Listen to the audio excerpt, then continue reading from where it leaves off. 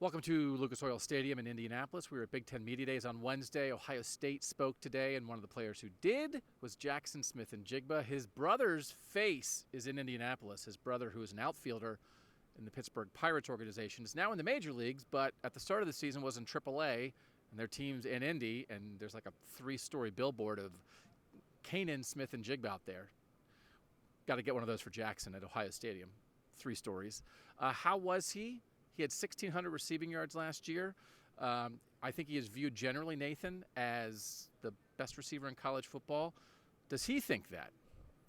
Yeah, I think he does, or he thinks that he has the opportunity to prove that. He got a lot of questions actually about Jaxon Smith-Njigba, and was talking about how growing up that was one of his first quarterbacks actually, someone that whether they were playing in the backyard or whatever, but a guy that he still leans on to be a sounding board and a guy, a mentor of sorts, someone who's not afraid to tell him how great he is and someone who's not afraid to tell him how bad he is when he needs to be told that. So that's someone he has in his corner that I think has been pushing him, but then now has given him something else to aspire to. He talked about it being a dream come true for the family, that his brother has now made the major leagues. Now here he is, presumably a few months away from wrapping up his college career and getting to join him at the pro level in the NFL. So right now, that is sort of one of his motivations, I think, coming into this season, is that his brother's gone out there and attained this thing, and now it's sort of right at his fingertips too.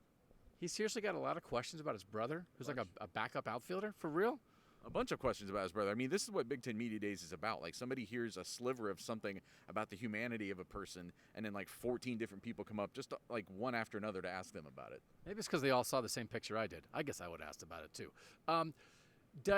How does he seem to be carrying the mantle, right? This is always like an unveiling for these players who were good young players, and now they're clearly in the spotlight. Now they're established.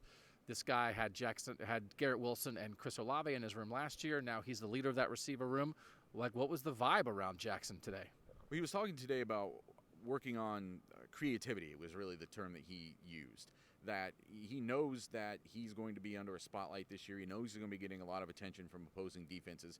They know what he put up. They saw the Rose Bowl. And especially in this offense, right now going into the season, he doesn't have the other half of the Garrett Wilson Chris Olave relationship. He is the number one guy. So he's been talking about just ways that he, different breaks out of his routes, or different ways to sort of approach his job to be kind of ahead of the curve when these defenses start trying to take him out of games. He I think, recognizes the gravity he's going to have in this offense, the importance he's going to have in this offense, and sees it as a responsibility that he has to then do what he can to maximize that. I was going to ask C.J. Stroud, and then I didn't get a chance to. Did anyone ask Jaxon Smith-Njigba if he thinks he'll have 2,000 receiving yards this season? That number did not come up while I was over there. Darn it. All right, we'll get to that later. Listen to Buckeye Talk. We'll be talking all about Ohio State at Big Ten Media Days. Read cleveland.com/OSU. For Nathan Baird, I'm Doug Lesmerises. Catch you later.